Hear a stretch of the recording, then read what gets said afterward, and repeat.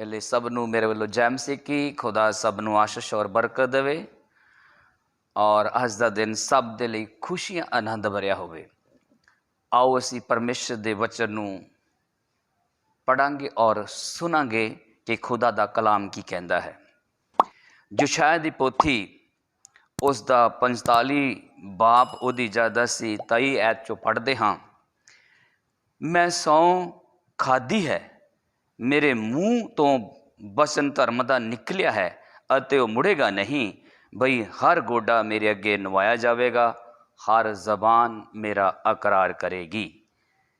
मेरे विखे ये आख्या जाएगा बई निरा यहोवा विच ही धर्म ते बल है। सब जो उस नाल गुस्से हन उस कोल आवणगे ते शर्म खाणगे। इजराइल दी सारी अंश यहोवा विच धर्मी ठहराई जाएगी अते मान पावेगी। हालेलुया। पावेगी, करेगी। हालेलुया। यीशु के नाम की जय होवे। सो खुदा दा वचन अज पूरा होया है। हर मनुख नगर नगर पिंड पिंड विच शहर शहर विच यीशु नूं महिमा दे रहा है। यीशु परमेश्वर है, यीशु खुदा है, यीशु ही रब है। अज असी सब अपनी अखां नाल देख रहे हैं और कन्नां नाल सुन रहे हाँ। सच कदे छुपिया नहीं रहिंदा, सच्चाई कदी छुपदी नहीं आ। जिन्ना मर्जी उहदे ते दबाव बनाया जाए वो पर प्रगट होंदी है। सो जिस नाम दी जिन्हां नूं क्रिश्चन कहंदे आ, ईसाई कहंदे आ, इजराइली कहंदे आ, वो रात दिन उस परमेश्वर की इबादत करते सन। रात दिन। मैं भी खुदा का शुक्र करदा कि मैनू गर्व है कि मैं मसीह खवाना, मैं क्रिश्चन खवाना। मैनू इस गल का माण है और ये माण मैं कहना सबना लोगों को परमेश्वर बख्शेगा और बख्शिया है। सो खुदा के पवित्र वचन के अनुसार जिस खुदा की क्रिश्चन लोग, मसीह लोग, ईसाई लोग इबादत करते सन, आज सभी मनुख उस परमेश्वर की महिमा कर रहे हैं। नगर नगर विच, पिंड पिंड दे विच, शहर शहर दे विच। और खुदा दा वचन अज पूरा होया है। हर गोडा मेरे अगे नवाया जाएगा, हर जबान मेरा अकरार करेगी। सो परमेश्वर दा वचन जो बाइबल पढ़ते हैं, हर मनुख जो बाइबल पढ़ता है, जो बाइबल का प्रचार करता है, उसनू बाइबल पढ़ने वाले नू ये पता लग चुका है कि बाइबल च लिखिया है। असी परमेश्वर के पाक वचन चो देखांगे कि बाइबल च लिखिया है। रसूलों के किताब जद असी उसका चौथा अध्याय पढ़ते हाँ और उसकी सानू 11-12 ऐत विचों मिलता है। और किसी दोए तो मुक्ति नहीं, क्यों जो आकाश के हेठां मनुखों में कोई दूजा नाम नहीं दिता गया जिस तो असी बचाए जाना है। और जो इस बाइबल नूं पढ़ गया, जिन्हां ने इस वचन नूं सुन के जो वचन च लिखिया उसनूं अपना लिया, तौबा करो मुड़ो तुहाडे पाप मिटाए जान, तौबा करके बपतिस्मा ले लिया और वो इस गल नूं जान चुके हैं, समझ चुके हैं कि दुनिया की पैदाइश जिहड़ी है वो बाइबल के अनुसार है। क्योंकि बाइबल परमेश्वर का पाक वचन जो असी देखते हैं उत्पत्ति तो शुरू जो होंदा है कि सृष्टि की रचना जिहड़ी है, सृष्टि की रचना जिहड़ी है वो बाइबल दसदी है। परमेश्वर ने लिखिया सृष्टि का आरंभ उत्पत्ति पहले अध्याय दे विच खुदा ने 6 दिनों में जमीन, आसमान, चंद, सूरज, तारे सब कुछ बनाया और 6 दिनों तो वेला हो के उसने ये गल कही कि मैं सब कुछ तो बनाया पर अपने वर्गा मैं कोई नहीं बनाया जो पृथ्वी उत्ते राज करे। सो बाइबल दसदी है कि मनुख नूं खुदा ने उत्पत्ति 1:26 विच लिखिया है कि मनुख नूं अपने स्वरूप ते अपने वर्गा बनाया। और उस तो बाद असी जद परमेश्वर का पाक वचन देखते हाँ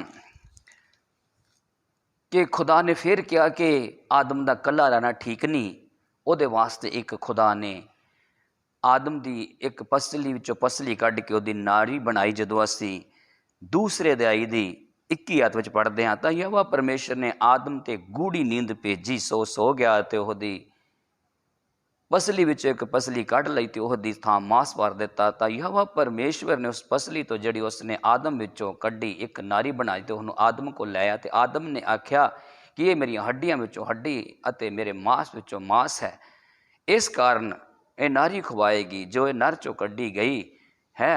सो मर्द अपने मापे छड्ड के अपनी तीवी नाल मिलिया रहेगा और दोवें एक शरीर होणगे। वो नंगे सन पर संग दे नहीं सन। सो जिन्हां ने भी तौबा करके बपतिस्मा ले लिया, वो कोई भी मनुख है, तो उन्होंने इस बाइबल नूं पढ़ लिया।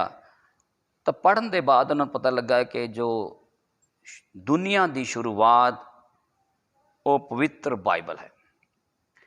पवित्र बाइबल दे विच दुनिया की शुरुआत के बारे पूरा ठोस दस्या गया है।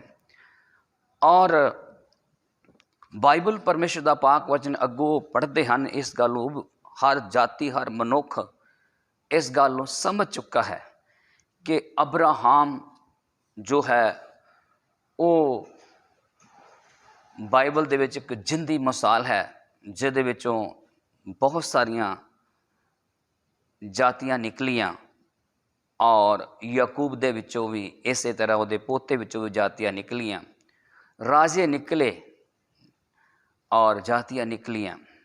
साफ शब्दां च लिखिया है, एक कुख दे विच दो कौमां जद अब्राहम दे पुत दे घर औलाद होई तो उहदे साफ शब्दां लिखे एक कुख दे विच दो कौमां और आपो विच घोल कर रही सन। सो परमेश्वर का जिहड़ा वचन जिन्हां ने पढ़ लिया है और इस नूं जान चुके हैं, वो समझ चुके हैं और वो इस नाम दे विच बहुत आनंद मान रहे हैं। और साडी यही साडी प्रभु अगे बेनतियां अरदासां सी कि जिवें खुदावन प्रभु यसू अपनी जोत नूं तूं साडे उत्ते प्रगट कीता है, ते साडी ये दुआ है, साडी ये प्रार्थना है। जगह जगह पास्टर पादरी लगातार प्रार्थना कर रहे सन, कोने कोने विच प्रार्थना कर रहे हैं, हर हालातां विच प्रार्थना कर रहे सन। मैं भी जानदा कि मैं किहड़े हालातां विच प्रार्थना करदा सी और मेरे जीवन दे विच खुदा ने बड़ी तब्दीली लियांदी और साड़ियाँ प्रार्थना सुन के बहुत सारे लोगों को परमेश्वर ने नवा जीवन दिता। अज बहुत सारे लोग प्रभु यीशु के नाम विच आशीष बरकत पा के प्रभु की महिमा कर रहे हैं।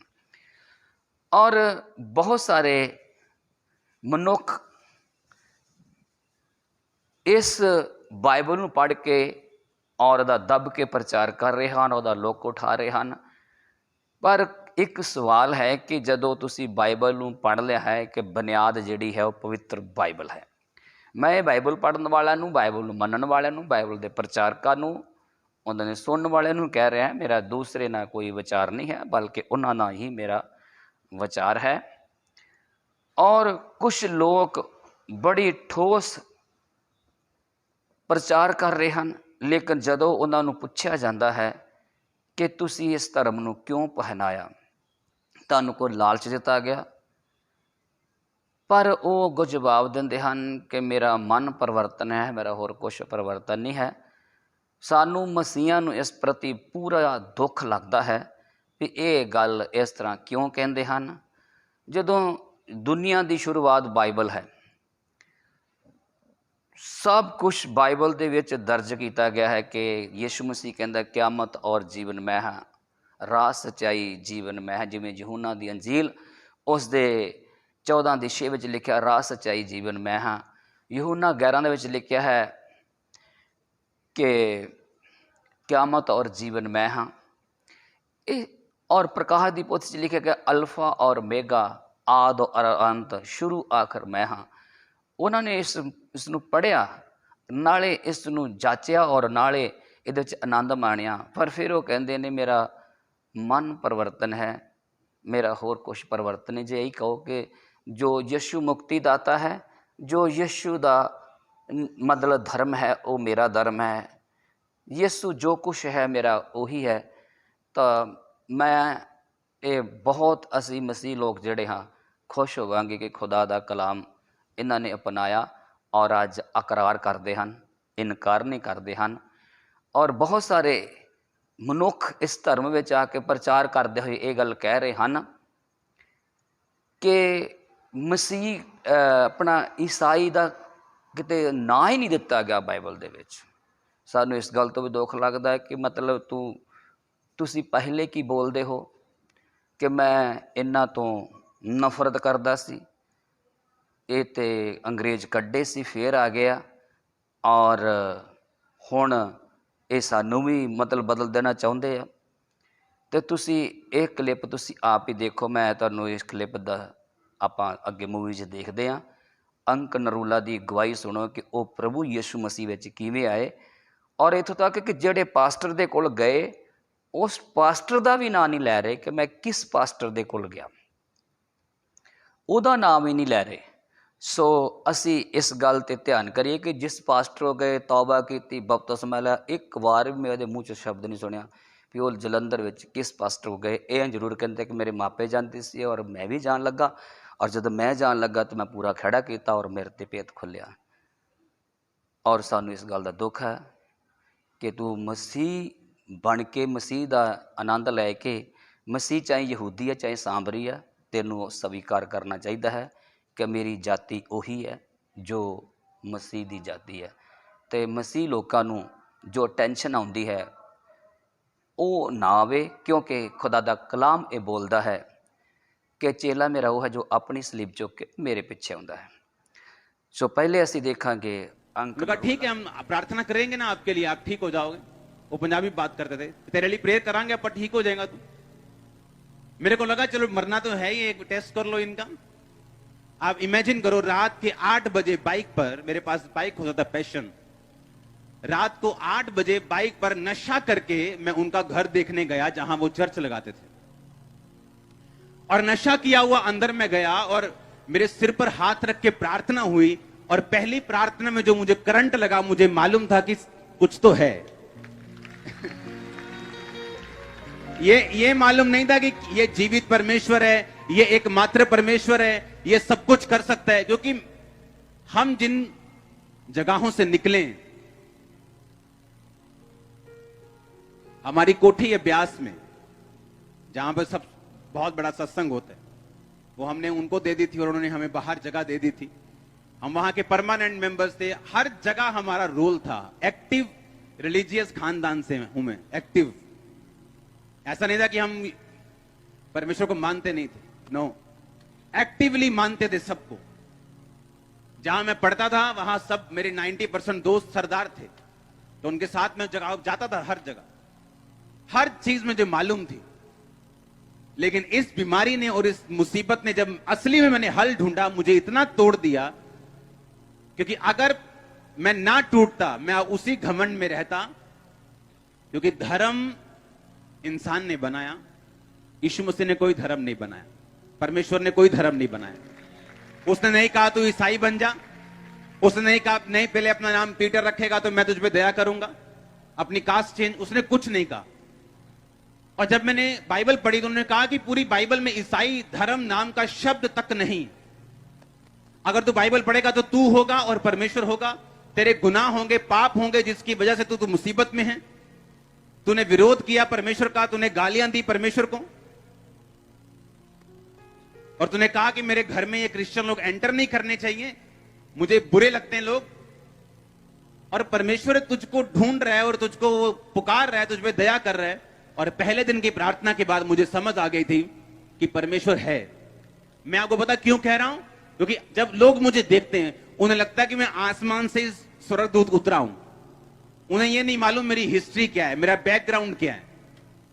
मैं आपसे 10 गुना ज्यादा पापी था जब मैं परमेश्वर में आया हूं। अब परमेश्वर में मैं आ गया, मैंने उनका घर देख लिया, उसके बाद प्रार्थना करवाई। एक छोटी सी बाइबल, नया नियम उन्होंने नीले कलर का दिया, बोला पढ़ना, मैंने कहा ठीक है। अंक नरूला। और उस तो बाद असी फिर देखते हैं, उस तो बाद असी फिर देखते हैं जो खोजयाल church, open door church, Kuldeep Singh Sandha Walia, ओदी गवाही सुनो। मैं तहे दिल से आपका धन्यवाद करता हूं अपने जीवन की हर सांस से धन्यवाद करता हूँ आपकी स्मृति में। मैं आपकी स्तुति करता रहूंगा। धन्यवाद, धन्यवाद आपका प्रभु, बहुत बहुत धन्यवाद। कुलदीप सिंह कट्टर सरदार था, क्योंकि उसका नाता महाराजा रंजीत सिंह के शाही परिवार से था। उसकी केवल एक ही इच्छा थी कि वो सिक्खी की सेवा करे। रोजाना मैं 5 घंटे तक भक्ति किया करता था। मैंने बहुत सी गुरबाणी पढ़ी है, मैंने बहुत से गुरुद्वारों में अरदास की है, मैं संतों द्वारा दी गई शिक्षाएं बहुत सुना करता था। मैंने अपनी 1 एकड़ जमीन गुरुद्वारा बनाने के लिए दी है और मैंने गुरु ग्रंथ साहब का प्रकाश भी किया है। पंजाब के एक छोटे से गांव में कुलदीप सिंह अपना एक स्कूल चलाता था। जीवन ठीक ठाक लगता था कि उसकी पत्नी ने एक लड़के को जन्म दिया। मेरा बेटा 6 महीने में ही पैदा हो गया था, इसलिए वो बहुत ज्यादा कमजोर था।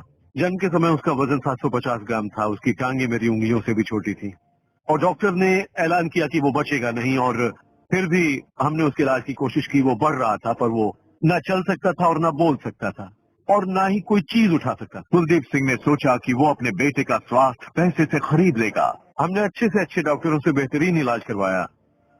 तकरीबन 5 लाख खर्च हुए और जब मुझे पैसे की कमी हुई, मैंने अपनी 4 एकड़ जमीन बेच दी। जब वो रकम भी खत्म होने लगी, मैंने अपने मित्रों और रिश्तेदारों की मदद ली, पर वो भी ज्यादा देर तक मेरी मदद ना कर पाए। तो इस तरह हमारी सब बचत खत्म हो गई और हम कर्ज में डूब गए और मेरा बेटा दिन ब दिन और भी ज्यादा कमजोर होता चला गया। अपने बच्चे की समस्या का कोई डॉक्टरी इलाज न पाकर कुलदीप अपने धार्मिक अनुष्ठानों की ओर बढ़ा। मैं तकरीबन हर मंदिर में गया, हर गुरुद्वारा जिससे मैं वाकिफ था, वहां जाकर अपने बेटे के लिए मैंने अरदास की।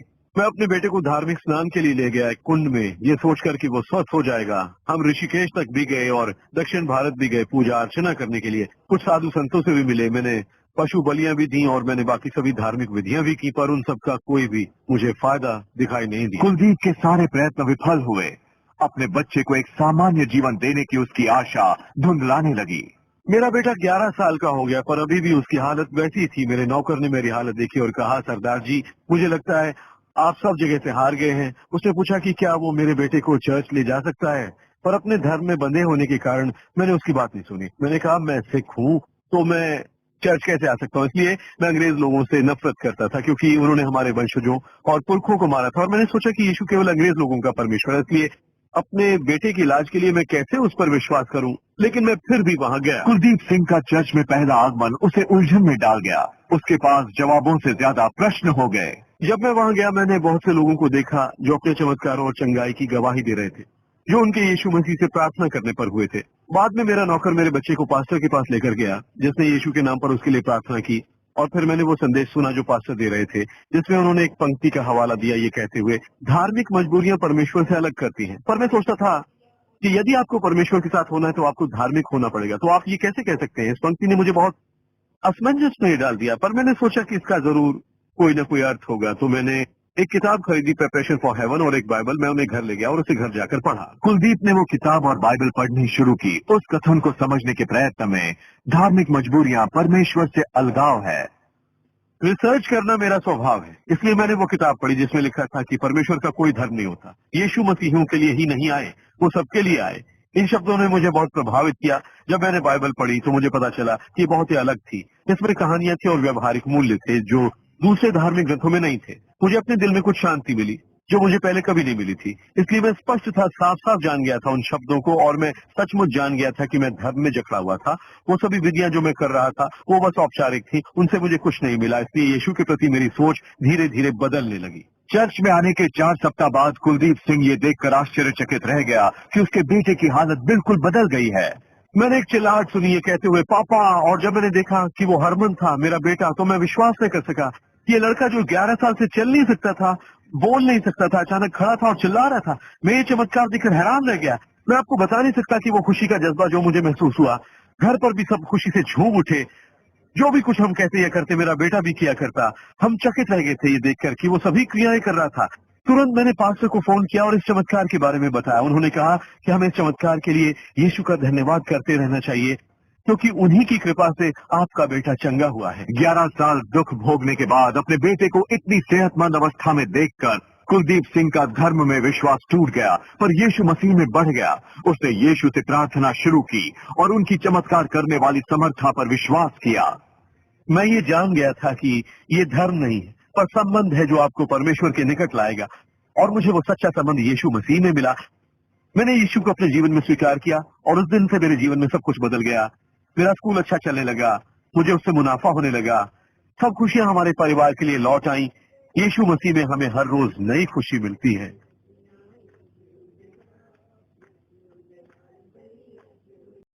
ਔਰ ਫਿਰ ਅਸੀਂ ਦੇਖਦੇ ਹਾਂ ਗੁਰਨਾਮ ਸਿੰਘ ਜੋ ਆਪਣਾ ਔਰ ਉਹਦੇ ਘਰ ਦੇ ਵਿੱਚ ਅਸੀਂ 2007 ਵਿੱਚ ਇਬਾਦਤ ਕਰਕੇ ਆਏ ਸੀ। ਉਹਦੇ ਭਾਈ ਜਸਵੰਤ ਸਿੰਘ ਨੇ ਕਰਵਾਈ ਸੀ। ਲੇਕਿਨ ਉਹ ਵੀ ਜਦੋਂ ਆਪਣੀ ਟੈਸਟਮਨੀ ਦਿੰਦਾ ਹੈ ਤੇ ਉਹਦੇ ਵਿੱਚ ਬੋਲ ਦਿੰਦਾ ਹੈ ਮੇਰਾ ਤੇ ਮਨ ਪਰਿਵਰਤਨ ਹੈ, ਮੇਰਾ ਹੋਰ ਕੁਛ ਪਰਿਵਰਤਨ ਨਹੀਂ। ਅਸੀਂ ਉਸ ਨੂੰ ਵੀ ਕਹਿੰਦੇ ਜੇ ਤੂੰ ਕਹੇ ਕਿ ਮੈਂ ਯਿਸੂ ਮਸੀਹ ਜਗਤ ਦਾ ਚਾਨਣ ਹੈ, ਯਿਸੂ ਮਸੀਹ ਜਗਤ ਦੀ ਜੋਤੀ ਹੈ, ਅਗਰ ਉਹ ਇਹ ਗੱਲ ਕਹਿ ਦੇ ਯਿਸੂ ਮਸੀਹ ਜਗਤ ਦੀ ਜੋਤੀ ਹੈ, ਜਗਤ ਦਾ ਚਾਨਣ ਹੈ, ਜਿਸ ਨੇ ਮੇਰੇ ਬੇਟੇ ਨੂੰ ਚੰਗਾ ਕੀਤਾ, ਮੇਰਾ ਤਾਂ ਸਭ ਕੁਝ ਉਹੀ ਹੈ। ਉਹ ਯਹੂਦੀ ਹੈ, ਮੈਂ ਯਹੂਦੀ ਹਾਂ। ਅਗਰ ਉਹ ਸਾਮਰੀ ਹੈ ਤਾਂ ਮੈਂ ਸਾਮਰੀ ਹਾਂ। ਯਿਸੂ ਮਸੀਹ ਨੇ ਤਾਂ ਗਧੇ 'ਤੇ ਸਵਾਰੀ ਕੀਤੀ ਔਰ ਉਸ ਨੇ ਸਾਫ਼ ਸ਼ਬਦਾਂ 'ਚ ਕਿਹਾ ਜੋ ਆਪਣੇ ਆਪ ਨੂੰ ਨੀਵਾਂ ਕਰੇਗਾ ਉਹ ਉੱਚਾ ਕੀਤਾ ਜਾਵੇਗਾ, ਜਿਹੜਾ ਉੱਚਾ ਕਰਦਾ ਨੀਵਾਂ ਕੀਤਾ ਜਾਵੇਗਾ। ਸਾਨੂੰ ਇਹ ਲੱਗਦਾ ਹੈ ਕਿ ਮਤਲਬ ਇਹ ਯਿਸੂ ਮਸੀਹ ਨੂੰ ਮੰਨਣਾ ਚਾਹੁੰਦੇ ਆ, ਪਰ ਉਹਦੇ ਪਰਮ ਜੋ ਉਹਦੀ ਗਵਾਹੀ ਦੇਣ ਵਾਲੇ ਜਿਨ੍ਹਾਂ ਦੁਆਰਾ ਉਹਨਾਂ ਨੇ ਵਚਨ ਸੁਣਿਆ ਜਾਂ ਜਿਨ੍ਹਾਂ ਦੇ ਨਾਂ 'ਤੇ ਧਰਮ ਚੱਲ ਰਿਹਾ ਹੈ, ਉਹਨਾਂ ਤੋਂ ਨਫ਼ਰਤ ਕਰਦੇ ਹਨ, ਉਹਨਾਂ ਨੂੰ ਸਮਝ ਲਓ ਵੀ ਨੀਚ ਹੀ ਸਮਝਦੇ ਹਨ। ਲੇਕਿਨ ਖੁਦਾ ਨੇ ਸਾਡੀਆਂ ਦੁਆਵਾਂ ਸੁਣ ਲਈਆਂ ਨੇ। ਖੁਦਾ ਨੇ ਜੋ ਅਸੀਂ ਉਹਦੇ ਅੱਗੇ ਪ੍ਰਾਰਥਨਾ ਕੀਤੀਆਂ ਸਨ, ਉਸ ਨੇ ਸਾਡੀਆਂ ਪ੍ਰਾਰਥਨਾ ਦਾ ਜਵਾਬ ਦਿੱਤਾ ਹੈ। ਅਸੀਂ ਪਰਮੇਸ਼ਰ ਦਾ ਧੰਨਵਾਦ ਕਰਦੇ ਹਾਂ, ਸ਼ੁਕਰੀਆ ਅਦਾ ਕਰਦੇ ਹਾਂ। ਸੋ ਖੁਦਾ ਤੁਹਾਨੂੰ ਬਹੁਤ ਸਾਰੀ ਆਸ਼ੀਸ਼ ਔਰ ਬਰਕਤ ਦੇਵੇ। ਇਹ ਗੱਲ ਕਹੋ ਕਿ ਜੋ ਯਿਸੂ ਦਾ ਧਰਮ ਹੈ ਉਹ ਮੇਰਾ ਧਰਮ ਹੈ। ਯਿਸੂ ਅਗਰ ਯਹੂਦੀ ਹੈ ਤਾਂ ਮੈਂ ਯਹੂਦੀ ਹਾਂ, ਯਿਸੂ ਅਗਰ ਸਾਮਰੀ ਹੈ ਤਾਂ ਮੈਂ ਸਾਮਰੀ ਕਰਦੇ ਹਾਂ ਉਹਨਾਂ ਦੇ ਨਾਲ ਗੱਲਬਾਤ।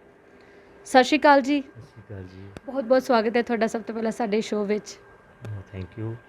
ਤੇ ਮੇਰਾ ਸਭ ਤੋਂ ਪਹਿਲਾ ਕੁਐਸਚਨ ਹੈ ਕਿ ਤੁਹਾਡਾ ਨਾਮ ਹੈ ਗੁਰਨਾਮ ਸਿੰਘ ਜੀ। ਉਹਦੇ ਤੋਂ ਸਪਸ਼ਟ ਹੁੰਦਾ ਹੈ ਕਿ ਤੁਸੀਂ ਸਿੱਖ ਫੈਮਿਲੀ ਨਾਲ ਬਿਲੋਂਗ ਕਰਦੇ ਹੋ। ਤੇ ਮੈਂ ਪੁੱਛਣਾ ਚਾਹਾਂਗੀ ਕਿ ਤੁਸੀਂ ਕ੍ਰਿਸਚਨੈਲਿਟੀ ਵਿੱਚ ਕਿਵੇਂ ਆਏ ਤੇ ਤੁਹਾਨੂੰ ਮਤਲਬ ਈਸਾਈ ਧਰਮ ਦੀ ਕਿਹੜੀ ਗੱਲ ਨੇ ਜਿਹੜਾ ਪ੍ਰਭਾਵਿਤ ਕੀਤਾ ਇੰਨਾ ਕਿ ਤੁਸੀਂ ਆਪਣਾ ਧਰਮ ਪਰਿਵਰਤਨ ਕੀਤਾ? ਧਰਮ ਪਰਿਵਰਤਨ ਨਹੀਂ ਮੈਂ ਕੀਤਾ, ਇਸ ਗੱਲ ਨੂੰ ਮੈਂ ਨਹੀਂ ਗਾ ਮੰਨਦਾ ਕਿ ਮੈਂ ਧਰਮ ਪਰਿਵਰਤਨ ਕੀਤਾ ਵਾ। ਉਦੋਂ ਵੀ ਮੇਰਾ ਇਹੀ ਪਹਿਰਾਵਾ ਸੀ ਪਹਿਲਾਂ ਵੀ, ਅਤੇ ਅੱਜ ਵੀ ਮੇਰਾ ਉਹੀ ਪਹਿਰਾਵਾ ਵਾ। ਮੇਰੇ ਕੋਈ ਵੀ ਚੇਂਜ ਨਹੀਂ ਹੋਇਆ, ਕੁਛ ਵੀ ਮੇਰਾ ਚੇਂਜ ਨਹੀਂ ਹੋਇਆ। ਗੁਰਨਾਮ ਸਿੰਘ ਮੇਰਾ ਨਾਮ ਆ ਅਤੇ ਗੁਰਨਾਮ ਸਿੰਘ ਹੀ ਮੈਂ ਹੈਗਾ ਵਾਂ। ਅਤੇ ਜਿਹੜਾ ਕ੍ਰਿਸਚਨ ਚੈਰਿਟੀ ਦੇ ਅੰਦਰ, ਕਿਉਂਕਿ ਮੈਂ ਇਹਨਾਂ ਧਰਮਾਂ ਦੇ ਵਿੱਚ ਪਹਿਲਾਂ ਵੀ ਦੱਸਿਆ ਵਾ ਕਿ ਜਾਤਾਂ ਪਾਤਾਂ ਦੇ ਵਿੱਚ ਨਿੱਘਾ ਫਸਦਾ। ਪਹਿਲਾਂ ਤੋਂ ਹੀ ਮੇਰੀ ਇੱਕ ਸੋਚ ਸੀ ਕਿ ਇੱਕ ਚੰਗਾ ਇਨਸਾਨ ਬਣੋ। ਮੈਂ ਹਰ ਇੱਕ ਨੂੰ ਹੀ ਕਹਿੰਦਾ ਵੀ ਚੰਗੇ ਇਨਸਾਨ ਬਣੋ ਬਸ। ਤੇ ਕਾਫੀ ਸਾਰੇ ਲੋਕਾਂ ਦਾ ਕਹਿਣਾ ਆ ਕਿ